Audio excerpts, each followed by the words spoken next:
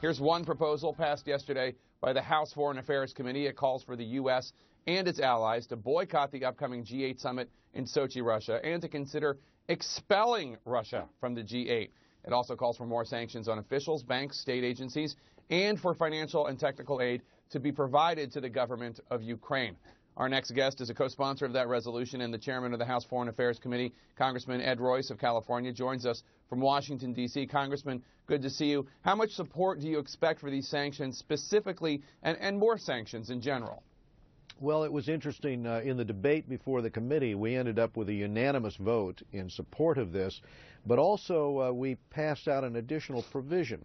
And that provision calls for the United States to start the process of leveraging Russia by exporting gas into Western Europe and into the Ukraine. I think what's been missing in all of this is the very real leverage on Russia. And in fact, 70% of their revenue from trade is from petroleum, and 52% of the budget for the Russian government itself, it comes about as a result of their revenue, given the monopoly pricing they have over Western Europe. So we have a situation here in the United States where we're flaring gas, where we've got a glut. We can expand that into the market and really give the Russians something to think about and making Europe much more independent in their decisions here. So I think introducing this leverage is important. Congressman, yesterday started with President Obama, the White House announcing some of these sanctions on individuals in Russia, people responsible for the incursion into Crimea. That did not seem to result in Russia seeming intimidated at all. They launched a very large military exercise about 280 miles away from the border with Ukraine. And, of course, now our officials in Russia, allies of Putin, voicing support for the first time for this referendum in Crimea on whether or not Crimea should join the Russian Federation. Do you think anything the U.S. has done right now so far has caused Putin to do anything other than become more determined to take Crimea? I think the Russians have perceived that we are willing to talk and the Europeans are willing to talk, but that there hasn't been really action that would give them second thoughts about further escalation. And my concern now is escalation in the eastern part of the Ukraine. So in order to get their attention, this is why I'm saying the White House, frankly, needs to come around to a strategy of supplying Europe, selling to Europe gas, and replacing the monopoly that Putin has.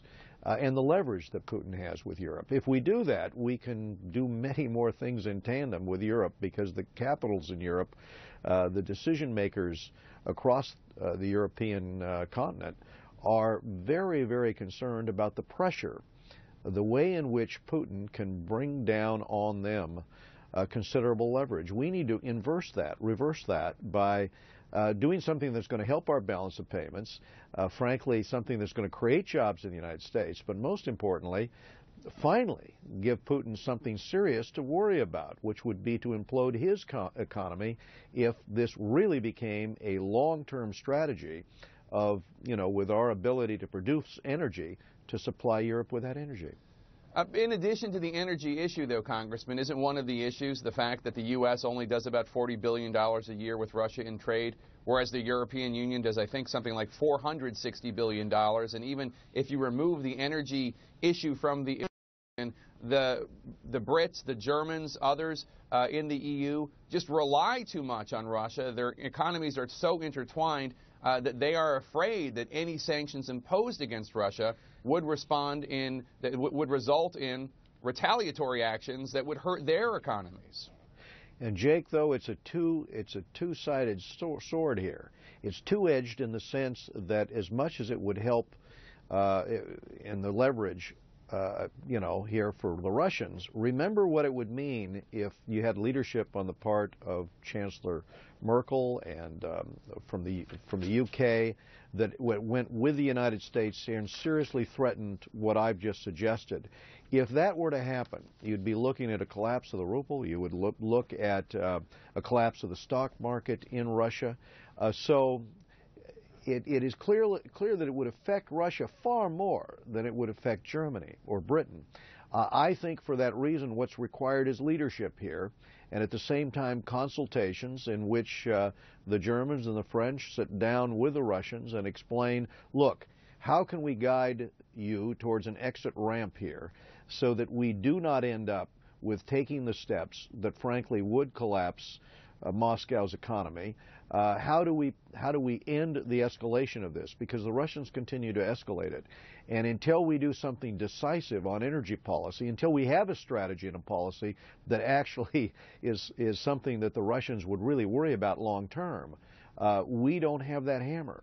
But that's why I feel good about the action that the Foreign Affairs Committee took here, because with a unanimous vote, we now bring this to the floor. On Tuesday, it will go off the floor, and frankly, it gives Merkel something to talk to Putin about in the next conversation in terms of what will happen next. And it's something that our allies in Germany and in the rest of Europe really want to see, is access to our gas. So here is the way we convince Europe to stand with us on this, and here is how we can convince Putin, I think, to stand down.